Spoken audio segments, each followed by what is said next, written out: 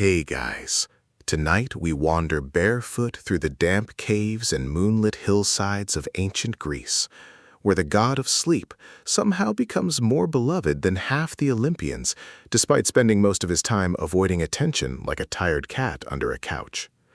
You stand beneath dripping stone ceilings while olive trees sway outside in the midnight wind, and somewhere deeper in the darkness, priests whisper prayers, not for glory or riches, but for 8 uninterrupted hours without strange dreams about goats.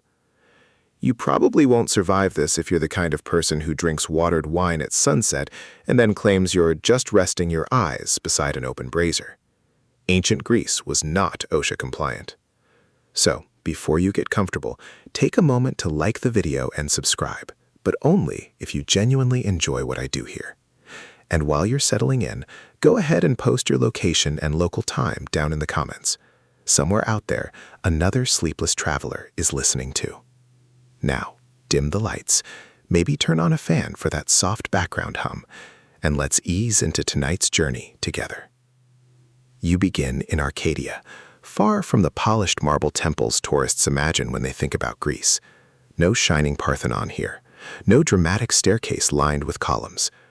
Just a narrow trail winding through dark cypress trees, while cicadas hum like faulty electrical wiring from the ancient world. The air smells of wet earth and crushed time beneath your sandals. Somewhere ahead lies a sacred cave dedicated to Hypnos, the god of sleep. And already the entire arrangement feels suspiciously cozy for a divine encounter.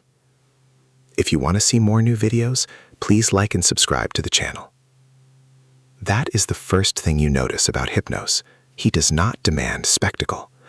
Zeus wants thunder, Poseidon wants crashing waves and giant harbors, Apollo practically requires stage lighting, but Hypnos prefers quiet corners, shaded caverns, soft bedding, low voices, and gentle darkness.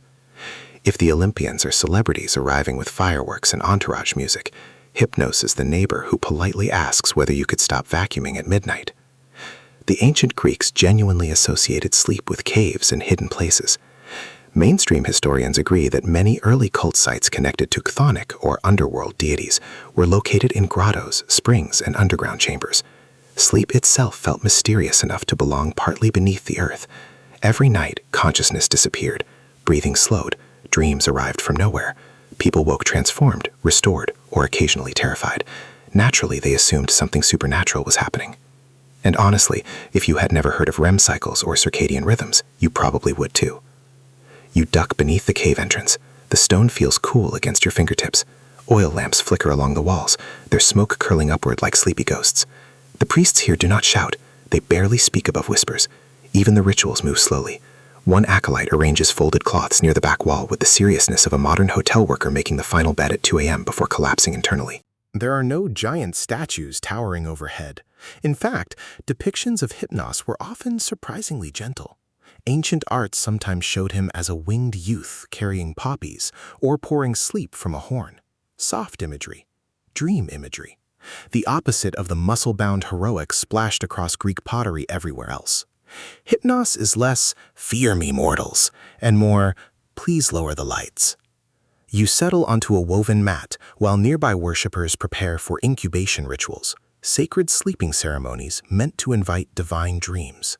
The cave breathes softly around you. Water drips rhythmically from the ceiling.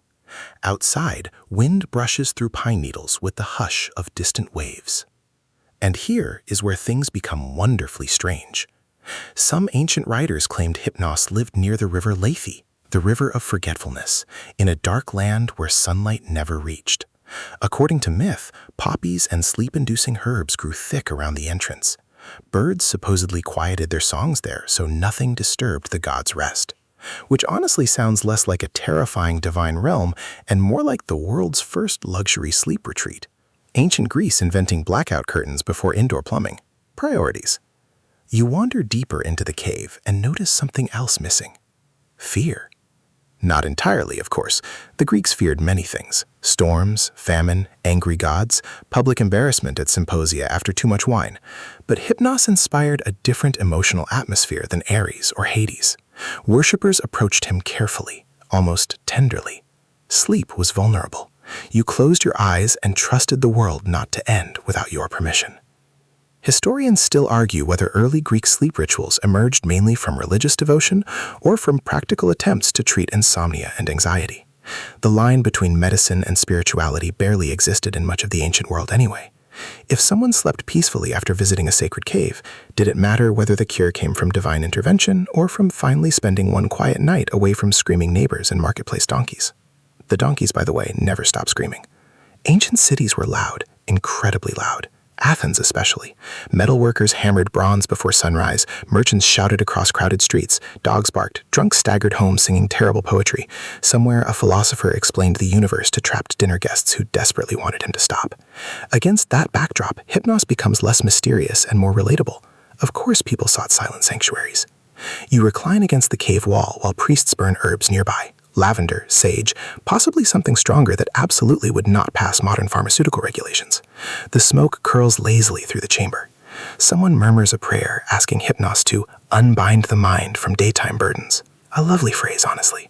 Much more elegant than saying, please let my brain stop replaying that embarrassing conversation from 6 years ago. Outside, moonlight spills across the hillside in silver patches. A shepherd passes with slow-moving goats, bells clinking softly in the distance. Even nature feels quieter around Hypnos. Ancient poets often describe sleep as something flowing gently over the world rather than striking suddenly, like mist settling across fields. And unlike the massive temples built for gods tied to civic identity or military victory, Hypnos rarely received grand architectural monuments. That absence matters. Greek religion reflected social priorities. Athena protected cities, Zeus upheld kingship, Poseidon guarded sailors and trade. Their temples became public statements of wealth and power. But sleep? Sleep happened privately. You cannot really perform sleep in front of crowds. No victorious speeches, no processions. Nobody wants applause for just snoring successfully for 9 hours. So Hypnos remained intimate, domestic, sacred in a deeply personal way. People honored him in bedrooms, shrines, healing sanctuaries, and quiet caves, rather than towering city centers. There is something almost rebellious about that. Even now you can feel it while lying here in the darkness. The ancient world glorified conquest, athleticism, rhetoric, politics, war. Constant striving. Yet every human eventually collapsed into sleep no matter how important they believed themselves to be. Kings drooled on pillows, generals snored, philosophers talked big about immortality, and then fell asleep halfway through dinner. Hypnos humbled everybody equally. A nearby priest carries a small bowl of water from an underground spring. You rinse your hands before settling again onto the mat. The ritual feels less like attending church and more like preparing for rest at a friend's home. Gentle. Unhurried, almost suspiciously wholesome for Greek mythology, considering half those stories involve somebody transforming into a bird because Zeus got bored. The cave ceiling arches above you like a stone sky. Shadows ripple along the walls. Someone quietly plays a reed flute near the entrance, the melody slow enough to make your eyelids heavier. And the deeper you drift into this atmosphere, the more understandable Hypnos becomes. Grand temples create awe. Soft spaces create surrender. The Greeks understood the difference. Mainstream archaeological evidence shows that many sacred healing and dream sites prioritized environmental atmosphere, running water, darkness, natural acoustics, cool air. These were sensory experiences designed to calm the body before sleep or visions. Modern wellness resorts charge absurd amounts of money for exactly the same strategy, except now they call it immersive relaxation therapy and hand you cucumber water in tiny glasses. You shift on the woven mat, while another worshiper nearby begins softly recounting a dream from the previous night. Dreams mattered enormously in Greek culture. They were messages, warnings, prophecies, psychological mirrors, sometimes outright divine communication. Homer's epics mention dream spirits entering through gates of horn and ivory. Philosophers debated whether dreams revealed truth or merely reflected bodily disturbances. And honestly, some dreams probably did come from bodily disturbances. Eat questionable fish before bed and suddenly Apollo is chasing you through a wheat field wearing your uncle's face. Ancient mystery solved. Still, people sought meaning in dreams because sleep itself felt sacred. Vulnerable bodies entering hidden realms every night. No wonder Hypnos thrived in shadows rather than sunlight. A curious fringe theory even suggests certain cave sanctuaries may have unintentionally amplified trance states through low oxygen levels, flickering lamplight, and repetitive sounds. Some researchers think these environments naturally altered consciousness, making dream experiences feel supernatural. Historians still argue whether that interpretation explains too much or not nearly enough. Either way, the cave works on you. Your breathing slows. The outside world begins feeling distant. Even time softens around the edges. You imagine travelers arriving here after weeks at sea, soldiers exhausted from campaigns, mothers grieving lost children, farmers terrified of drought, all of them seeking the same thing: rest deep enough to silence the mind for a while. Not triumph, not glory, just relief. And Hypnos offered that quietly. No thunderbolts required. Near the back wall stands a small carving of the god himself, wings folded behind his shoulders, face calm, eyes lowered. The sculpture is modest compared to massive statues of other deities, but somehow more intimate because of it. You lean closer in the lamplight. The artist gave him a peaceful expression. Not power, peace. That distinction follows you through the cave while the night deepens outside. Somewhere beyond the hills, cities still bustle with arguments, trade, ambition, and noise. But here, beneath the stone earth, Hypnos rules through softness instead of dominance. And maybe that explains why his worship endured so quietly. Human beings never stop needing sleep.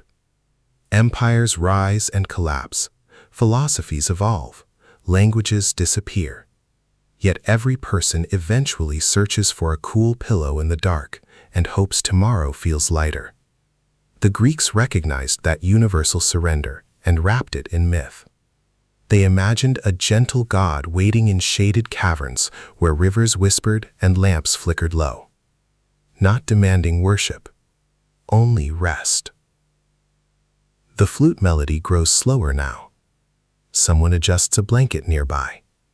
The cave air cools against your skin, while drowsiness settles over the chamber like drifting smoke.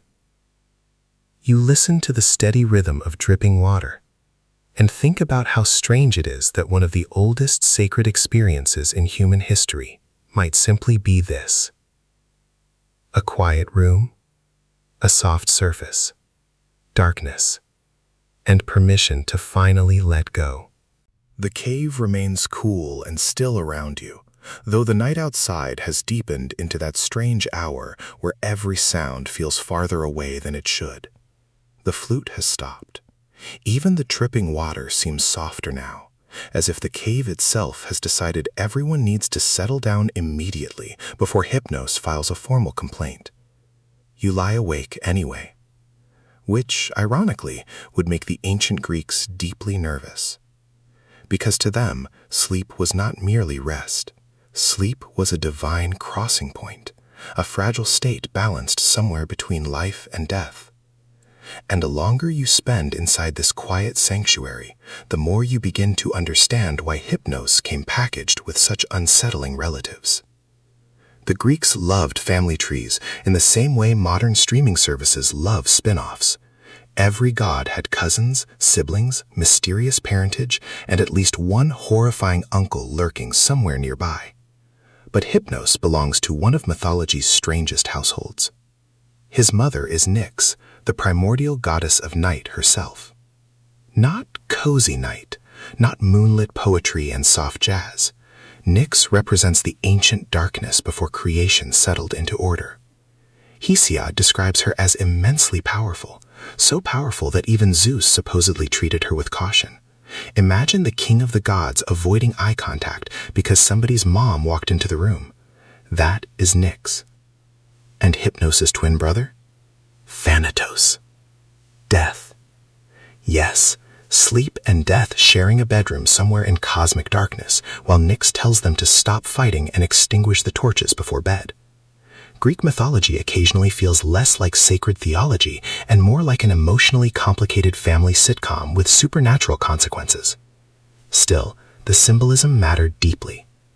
To ancient people, sleep resembled death in obvious ways. The body lay motionless, awareness vanished. Dreams carried the mind elsewhere. Someone sleeping deeply could appear eerily lifeless in dim light. Mainstream historical sources show that Greek literature frequently paired Hypnos and Thanatos together, especially in funerary art and epic poetry. In Homer's Iliad, the twins carry the dead hero Sarpedon from the battlefield back to his homeland. Even in death scenes, Hypnos appears gentle. That distinction becomes important. You shift on the woven mat while the cave air grows colder. Somewhere nearby, another visitor mutters in sleep. A priest quietly places extra blankets over an elderly man curled beside the wall. Nobody speaks above whispers. The atmosphere feels strangely protective now, as though everyone inside shares an unspoken agreement not to disturb the delicate boundary between waking and dreaming. Outside, an owl calls once from the hillside. You can suddenly see why the Greeks imagined sleep as divine territory.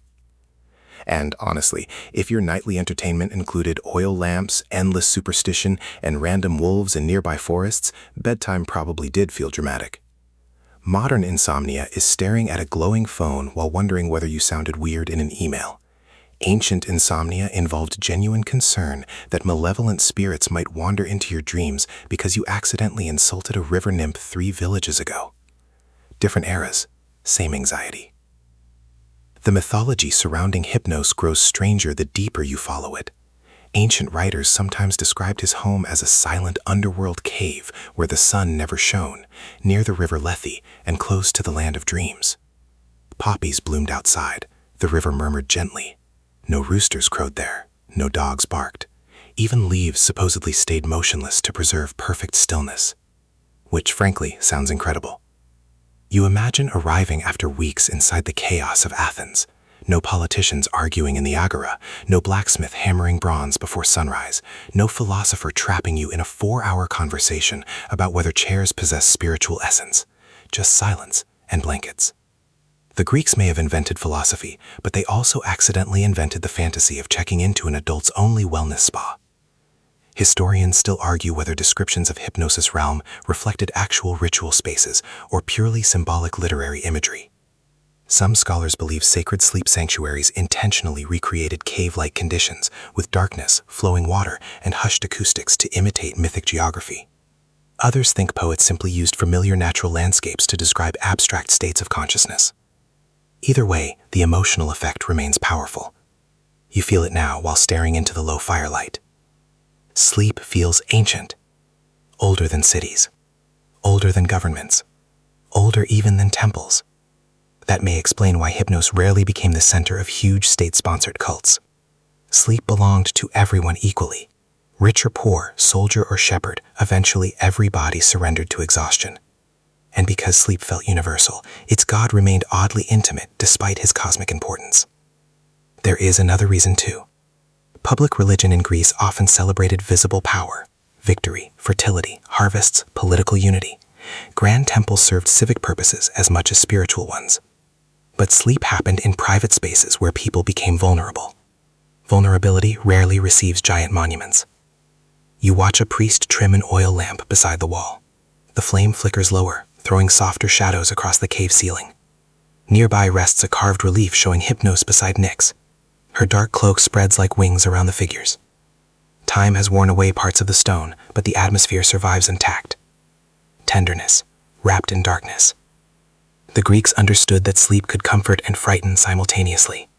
Dreams revealed secrets, nightmares carried omens. Some people even believed souls temporarily wandered during sleep. Philosophers debated whether dreams came from gods, bodily humors, memory fragments, or external spirits entering the mind. Aristotle himself argued dreams were natural processes rather than divine messages, which must have made him extremely fun at sacred sleep rituals. Actually, Aristotle says, while everyone tries to relax, your prophetic eagle dream likely resulted from digestive vapors. Thank you, Aristotle, very calming. Yet ordinary people continued trusting dreams anyway. Farmers interpreted them, generals feared them, mothers prayed over sleeping children because nighttime felt spiritually porous. In a world without modern medicine, sleep carried mysterious healing power too. Someone ill might recover after deep rest, or fade away forever. No wonder Hypnos and Thanatos stood side by side. The connection becomes almost painfully human when you think about it long enough. Sleep resembles a rehearsal for letting go. Every night consciousness loosens its grip. The Greeks saw that surrender clearly and built mythology around it. But unlike death, sleep promises return. Morning comes. That promise mattered enormously. A quirky fringe tradition from later antiquity even claimed feathers from Hypnos' wings brushed over sleeping mortals to ease them into dreams. Ancient artwork occasionally depicted him with wings near his temples or shoulders rather than full bird-like appendages. Soft little dream feathers, much less intimidating than eagles or thunderbolts. Honestly, Hypnos has the branding of a luxury pillow company. You stretch slightly on the mat while distant thunder murmurs somewhere beyond the hills. Rain approaches. The cave smells richer now. Damp stone, warm oil, smoke, crushed herbs beneath sandals. One priest quietly places bowls of poppies and lavender near the shrine. Poppies especially mattered. The flower's association with sleep stretched across the Mediterranean world because of opium's sedative properties. Ancient people absolutely noticed that certain plants altered consciousness. Hypnos often carried poppies in artistic depictions, linking him directly to drowsiness, dreams, and medicinal sleep. Mainstream historians consider this one of the clearest examples of mythology intersecting with practical pharmacology. Though ancient dosage control was adventurous. One minute you want restful sleep, next minute you're convinced a goat is delivering economic forecasts from Apollo. Careful with the poppies. Rain finally begins outside, gentle at first, then steadier against the hillside above the cave. The sound rolls softly through the stone chambers while worshippers settle deeper into blankets. You realize nobody here seems eager to leave. The sanctuary offers something rare, protected stillness. That idea becomes even more meaningful when you remember how precarious ancient life actually was. Most people worked brutally long hours. Nights could feel dangerous. Homes were cold in winter, stifling in summer, noisy almost constantly. Illness lingered everywhere. Child mortality rates were heartbreaking. Travel exhausted the body. War interrupted entire generations. And yet, inside caves like this, for a few hours, people rested beneath the protection of Hypnos. Not glamorous, not triumphant, just deeply necessary. The Greeks respected necessity. You glance again toward the relief carving of Nyx and her children. The mythology suddenly feels less bizarre and more psychologically precise. Night gives birth to sleep and death because humans experience all three together. Darkness arrives, consciousness fades, fear follows naturally. But sleep softens fear. That is Hypnos' role, not conquest, not judgment, mercy. The storm intensifies outside while warm lamplight trembles against the walls. One of the younger acolytes yawns enormously before catching himself and looking mildly embarrassed. Another priest laughs quietly beneath his breath. Even servants of the sleep god struggle to stay awake sometimes. Very relatable religion. Historians still argue whether worshippers viewed Hypnos primarily as a benevolent protector or as a dangerous force requiring careful appeasement.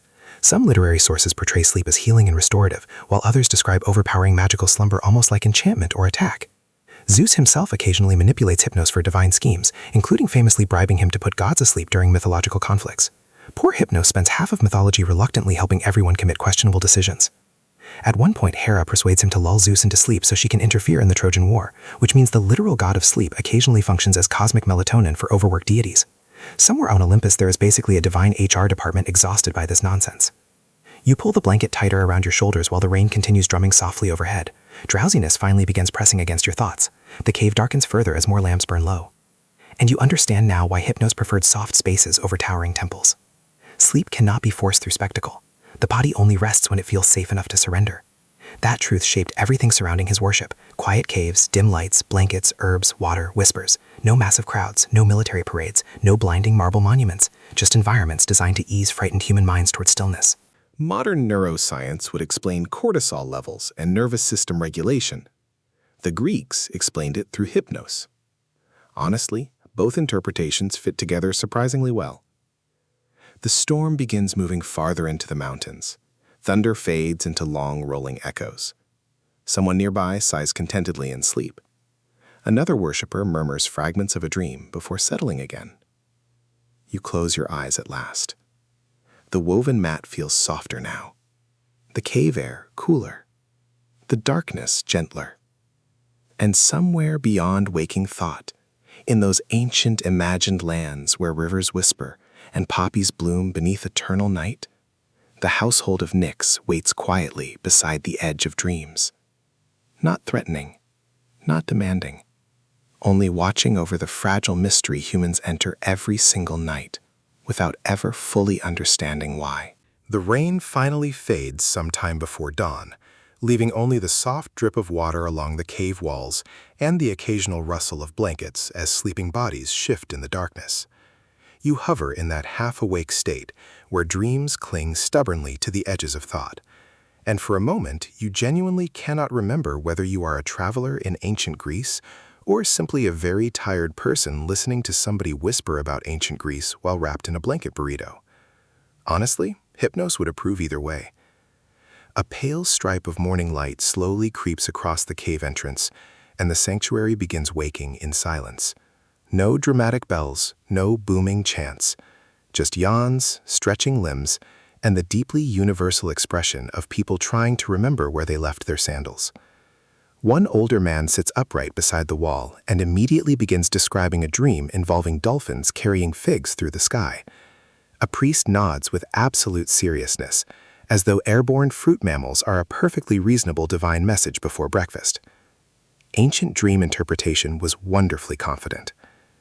But while the sanctuary stirs around you, another realization settles in quietly. Hypnos never needed enormous temples, because his true sanctuary existed somewhere much smaller. The bedroom, or whatever passed for one in the ancient world, which admittedly ranged from luxurious chambers draped in imported fabric to pile of straw suspiciously close to goat. The Greeks understood something surprisingly sophisticated about sleep. Environment mattered, comfort mattered, darkness mattered, and over centuries, worship surrounding Hypnos became deeply connected to domestic spaces rather than public spectacle, because nobody dreams properly beside a marching band. You leave the cave alongside a small group of worshippers as cool dawn mist drifts through the hills. Olive trees glisten with rainwater. Somewhere below, smoke rises from village hearths, where bakers already begin kneading dough for the morning meal. The world slowly resumes its noise again, and immediately you miss the cave. That contrast mattered in antiquity too. Mainstream historians note that while major Olympian gods dominated civic religion through grand temples and festivals, household worship remained equally important in daily Greek life. Families maintained small shrines inside homes. They offered prayers over meals, births, illness, travel, and sleep. Hypnos naturally belonged in those intimate rituals because sleep itself happened within domestic protection. You imagine entering a wealthy Athenian home after sunset. Servants extinguish lamps one by one, while woven curtains soften the evening breeze. Cushions are arranged carefully across wooden couches. Perfumed oils linger faintly in the air. Somewhere in the courtyard, water trickles from a fountain. The entire household gradually dims itself toward rest. Now compare that with Zeus. Zeus gets mountaintop lightning. Hypnos gets linen quality. And honestly, one of those affects your daily happiness much more consistently. The Greeks were surprisingly obsessed with bedding. Archaeological evidence and literary sources suggest wealthy households invested heavily in mattresses stuffed with wool, feathers, reeds, or soft plant fibers. Blankets and cushions could become status symbols. Even Homer describes elaborately prepared sleeping spaces in loving detail, which says a lot about human priorities surviving across 3,000 years. Civilizations change. People still brag about mattresses. You follow a dusty road downhill toward a nearby settlement while the early sun warms the earth after the storm. Farmers pass with donkeys carrying baskets of figs and olives. A child chases chickens through muddy grass. Somewhere, a woman beats rugs clean against a stone wall with enough force to frighten lesser gods entirely out of the region.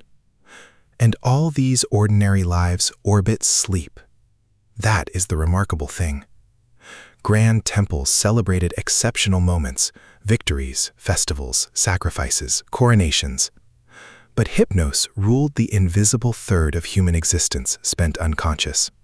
Private hours, vulnerable hours, intimate hours, when social rank mattered less than whether your back hurt from sleeping on terrible bedding. The rich absolutely slept better, at least physically. Ancient upper classes enjoyed raised beds, softer mattresses, insulated homes, and quieter rooms farther from crowded streets. Poor laborers often slept communally, near animals, workshops, or noisy courtyards.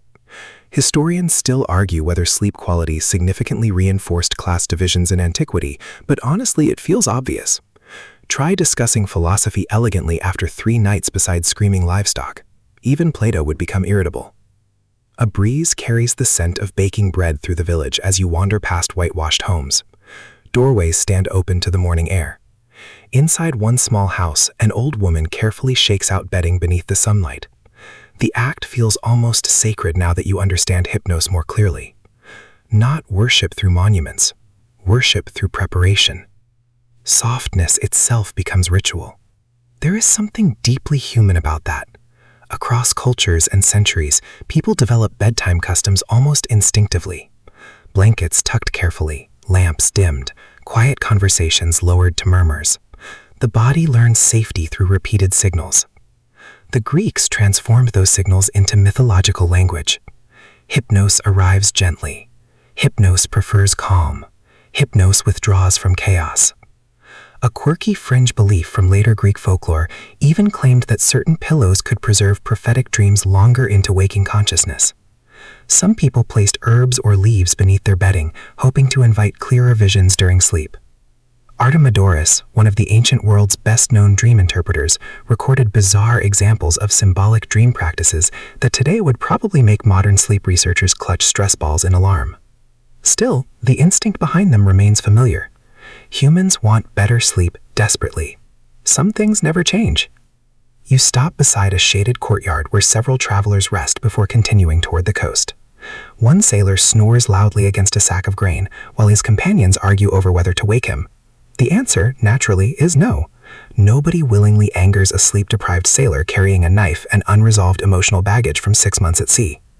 Ancient maritime life was brutal for sleep. Greek sailors often rested in cramped, damp conditions, while storms, shifting waves, and cramped quarters constantly interrupted deep rest. Sleep deprivation affected soldiers too. Military campaigns exhausted bodies through marching, cold nights, poor shelter, and constant danger.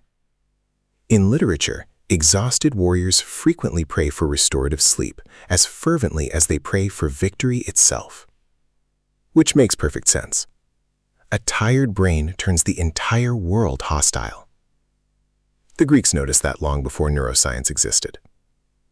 You continue walking while cicadas begin their daytime chorus from the olive groves. The road bends toward a small healing sanctuary dedicated partly to Asclepius, the god of medicine. Unlike Hypnos' cave, this complex includes modest temples and sleeping chambers, where the ill come seeking cures through sacred dreams. And immediately you smell it. Incense, sweat, olive oil, wet wool, human bodies packed together in hopeful exhaustion. Dream healing sanctuaries were widespread in the ancient Mediterranean world. Patients performed purification rituals, offered sacrifices, then slept within sacred precincts awaiting therapeutic dreams. Priests interpreted these visions as medical guidance from the gods. Mainstream historians view these sanctuaries as important intersections between religion, psychology, and early medicine. Also, apparently, communal snoring. You step carefully through the sanctuary courtyard while attendants carry bowls of water and folded blankets between sleeping chambers. Some patients limp from injuries, others suffer fevers or chronic pain. Many simply look exhausted beyond language. Sleep itself was medicine here. That mattered enormously in a world where many illnesses had few reliable treatments. Historians still argue whether dream healing rituals succeeded mainly through placebo effects, stress reduction, genuine therapeutic rest, or occasionally practical medical interventions hidden beneath religious symbolism. Probably all four. Human healing rarely fits neatly into one explanation. A physician-priest passes carrying poppies and crushed herbs in a bronze bowl. Nearby, an inscription advises visitors to maintain calm thoughts before sleeping. No loud arguments, no excessive wine, no upsetting stories before bed. Basically the ancient equivalent of stop doom scrolling. Remarkably solid advice. You wander into one of the sleeping chambers where narrow couches line the walls beneath hanging lamps. Curtains soften incoming light. Water trickles quietly from a nearby fountain. Again, the same pattern emerges. Controlled atmosphere, comfort, darkness, gentle sound. Hypnos thrives wherever humans intentionally create safety. Not grandeur. Safety. That distinction follows you through the sanctuary while attendants prepare fresh bedding for incoming pilgrims. One woman kisses a small carved figure of Hypnos before placing it near her sleeping mat. Another visitor rubs lavender oil onto his wrists and temples with careful concentration. The rituals feel intensely personal, not performative. Nobody here seeks applause. They seek rest. And perhaps that explains why Hypnos survived so persistently in cultural imagination, even without monumental worship. Public religions rise and fall with governments, wars, and political change, but private needs remain stubbornly eternal. Every generation rediscovers exhaustion independently.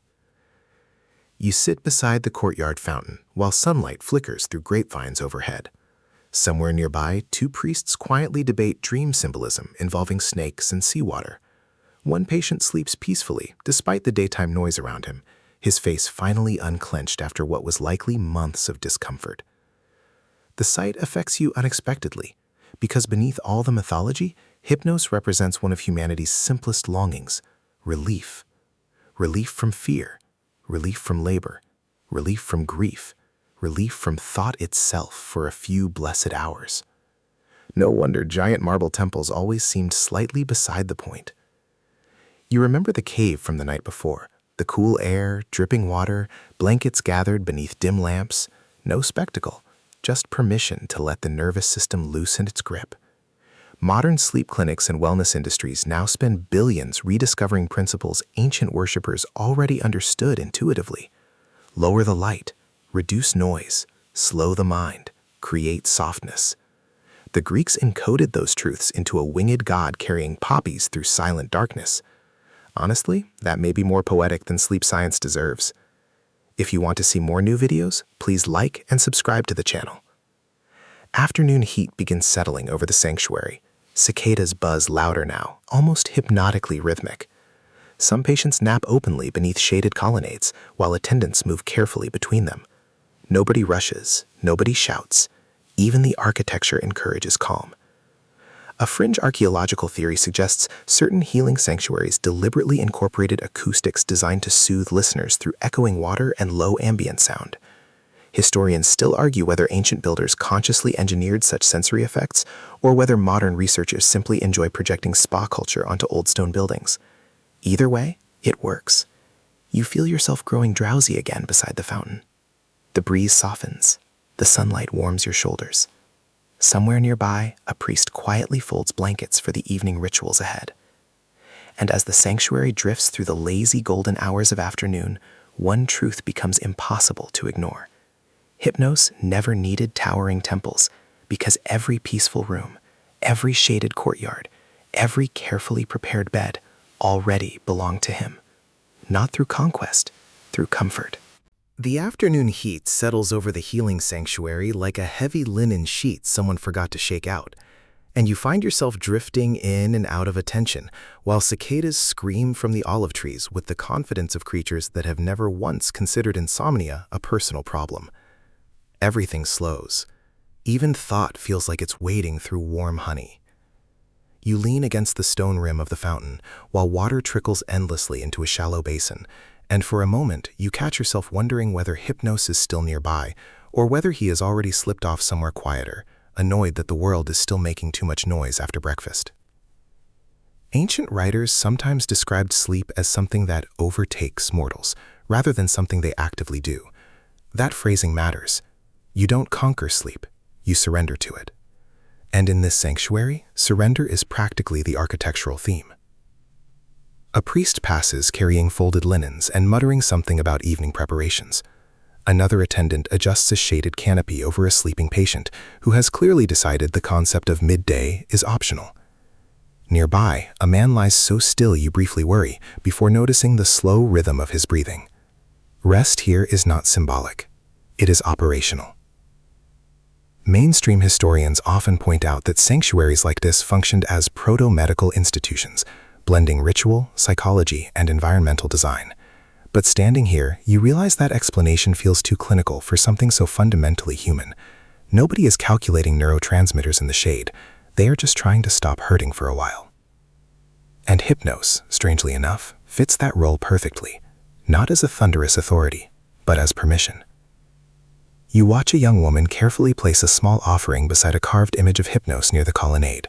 The statue is modest again, no towering divine intimidation, no exaggerated musculature, just calm posture, lowered gaze, and those soft symbolic wings that suggest not power, but transition. Transition is the key idea. Sleep is never a destination, it is a crossing.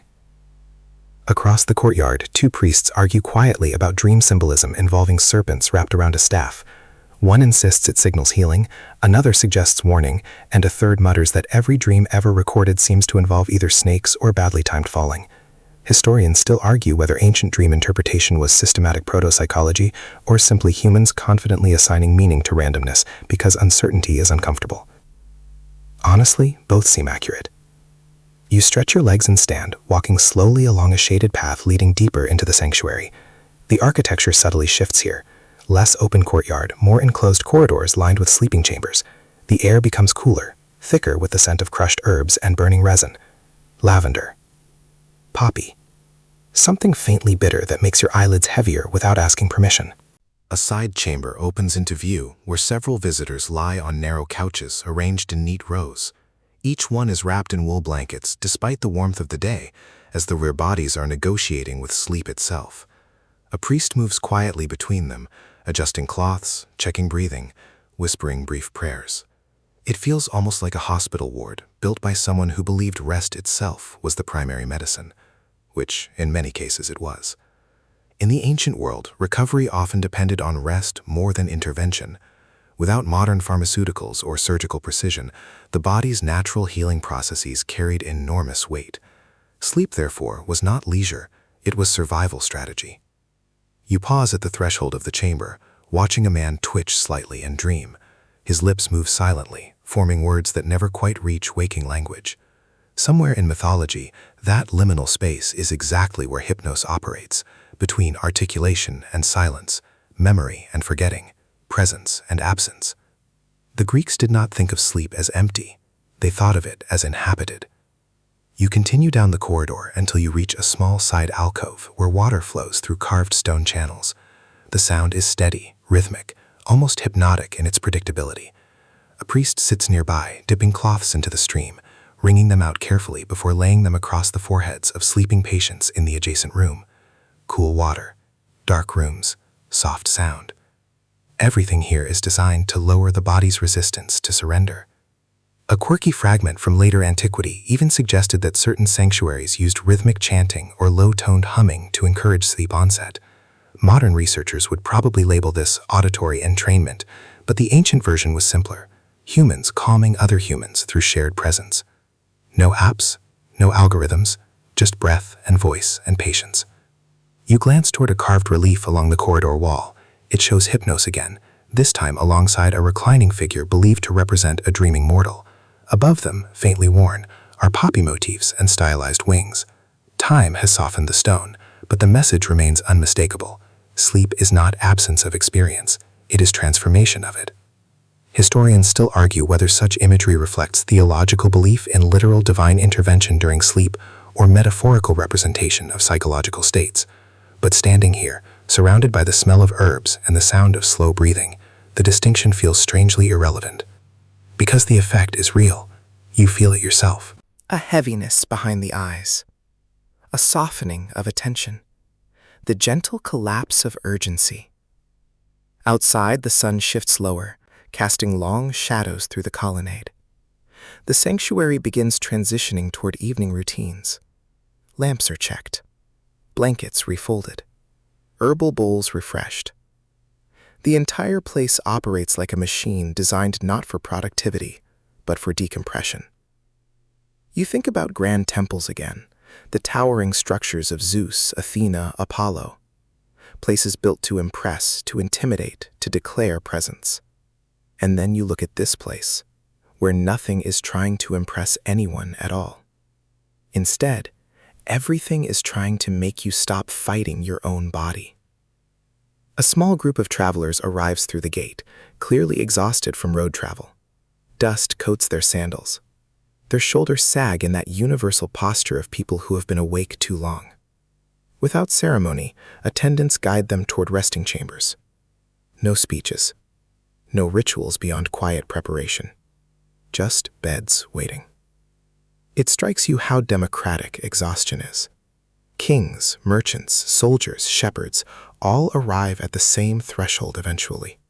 Hypnos does not require credentials. He does not demand offerings of status. He only asks for time and surrender. A priest nearby notices your lingering gaze and offers a small cup of cooled water. You accept it without thinking. The water tastes faintly of herbs and stone, refreshing in a way that feels less physical and more psychological, as if even your thoughts are being rinsed. In a distant chamber, someone laughs softly in their sleep. It is brief, gentle, then gone. Sleep in this place is not dramatic. It is not theatrical. It is simply happening everywhere at once, quietly reorganizing human experience, one breath at a time. You sit again beside the fountain as evening approaches. The sanctuary grows softer with fading light. Lamps begin to glow in small clusters along the corridors. Shadows deepen in corners without becoming threatening. This is important. Hypnos is not darkness as fear. He is darkness as relief. Mainstream scholarship often notes that Greek personifications of abstract forces, sleep, death, night, reflect attempts to humanize overwhelming natural processes. But there is something more intimate happening here too. By giving sleep a personality, the Greeks also gave it relationship, not something that simply happens to you, but something that can be approached gently, negotiated with, trusted. A breeze passes through the courtyard, carrying the scent of lavender and warm stone. Somewhere in the sleeping chambers, attendants dim the final lamps for the night cycle. Voices drop further. Movement slows. The sanctuary prepares to become what it was always meant to be, a shared exhale. And as you watch the last light soften across the columns, you realize something quietly unsettling and comforting at the same time.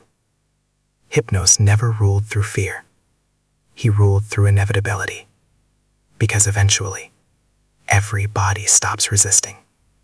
Every mind goes quiet. Every story pauses mid-sentence. And the world, for a few hours each night, agrees to let go. Night returns slowly, not as a dramatic arrival, but as a gentle correction, like the world finally remembering what it is supposed to feel like after a long, noisy mistake. The healing sanctuary shifts again. Oil lamps are lowered, curtains are drawn across corridors. The last visitors are guided towards sleeping chambers with the careful patience of people who understand that rushing bedtime is basically an insult to the entire philosophy of Hypnos. Even the air feels different now, cooler, heavier, softened by smoke from resins and crushed herbs. You find yourself walking without urgency, following the dim glow of lamps deeper into the structure, as though the building itself is exhaling around you. Somewhere behind you, a priest murmurs a final blessing to the night. Not loud, not formal, just a few words offered into the darkness like a polite request rather than a command. And then everything settles. The sanctuary becomes what it was always designed to be, a controlled descent into sleep shared by strangers who will forget each other by morning. That thought should feel lonely. It doesn't. Instead, it feels honest. You pass one final corridor where several travelers already lie wrapped in blankets. One man snores softly, his arm draped over a travel bag as if even in sleep he refuses to let go of it. A woman near him breathes slowly, face relaxed in a way that suggests she has not felt this unburdened in a long time. Hypnos does not transform lives in loud ways. He loosens them. Mainstream historians often emphasize that sleep sanctuaries like this likely served both spiritual and therapeutic functions. But standing here, it becomes difficult to separate the two. Relief can feel religious, restoration can feel divine. And when suffering is constant enough, even temporary peace starts to resemble a miracle. If you want to see more new videos, please like and subscribe to the channel. You step further inside. The room is lined of simple couches, Nothing ornate, nothing designed for display, just function, just rest. People lie scattered across them like punctuation marks at the end of long sentences. A faint scent of poppy drifts through the air again, subtle but unmistakable. Somewhere, water continues to move through hidden channels in the stone, maintaining a rhythm that never changes. It feels like the building is quietly reminding every nervous system inside it that consistency is safe. A quirky fragment from later ancient tradition claimed that Hypnos sometimes scattered dream seeds over sleeping mortals, which would grow into visions depending on the quality of rest. Historians still argue whether this reflects genuine belief or poetic metaphor for memory processing during sleep. Either way, the imagery survives because it captures something intuitive. Sleep is not emptiness, but quiet transformation. You sit carefully near the edge of the room, trying not to disturb anything. The priest gives a small nod and steps away, leaving you alone with the sleepers and the sound of water and the faint flicker of lamplight. Outside, the night has fully settled now. Inside, everything slows further. One of the sleepers shifts, murmuring something unintelligible. Another exhales deeply, the kind of breath that suggests surrender rather than exhaustion. It strikes you how vulnerable sleep really is. You cannot defend yourself in it. You cannot argue. You cannot control what happens next. You simply trust. That trust is the real offering to Hypnos. Not incense, not statues. Trust. Ancient Greeks understood this instinctively, even if they framed it in mythological language. Sleep required lowering your guard in a world that rarely rewarded such behavior. In that sense, Hypnos is less a god of comfort and more a god of necessary vulnerability. And yet he is never portrayed as cruel. That is what makes him unusual. Even Thanatos, his twin, carries the weight of finality. But Hypnos remains gentle, temporary, returning, forgiving. You lean back against the cool stone wall. The air here feels balanced between warmth and chill, like the building has perfected the art of comfort through sheer repetition.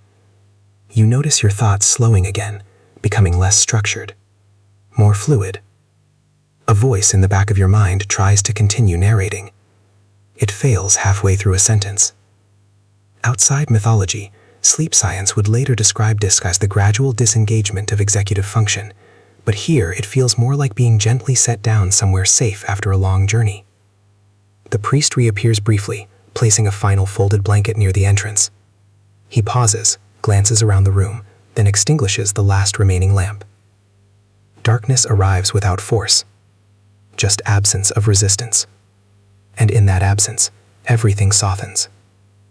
You think again of Hypnos' strange family, Nyx, eternal night, Thanatos, inevitable death, and Hypnos himself, suspended between them as the quiet interval everyone must pass through repeatedly throughout life. Night arrives, sleep follows. Death waits somewhere farther beyond. But Hypnos is the daily rehearsal, the safe version, the returnable version. A traveler once wrote, so the story goes, though historians still argue whether the attribution is accurate, that sleep is a small death from which we are always reborn. Whether poetic or philosophical, it captures the emotional truth of this place more than any formal explanation ever could. Because here, in the darkness, nothing feels final, only temporary. Only soft. If you want to see more new videos, please like and subscribe to the channel. Your breathing slows without instruction. The stone behind you feels less hard than it did moments ago. The distant sounds of other sleepers fade into a unified rhythm, like the sanctuary itself is breathing as one organism. In the far corners of the room, someone laughs quietly in a dream. Another turns over slowly. A blanket shifts. And then even those small sounds dissolve into stillness. Hypnos does not arrive like a figure stepping into the room. He arrives like the room itself becoming quieter. Like thought loosening its grip. Like time deciding it is no longer necessary for a while. And just before sleep fully takes you, there is a final realization, not dramatic, not profound in words, but deeply felt. Grand temples impress the waking world, but Hypnos rules the part of existence where all waking worlds disappear.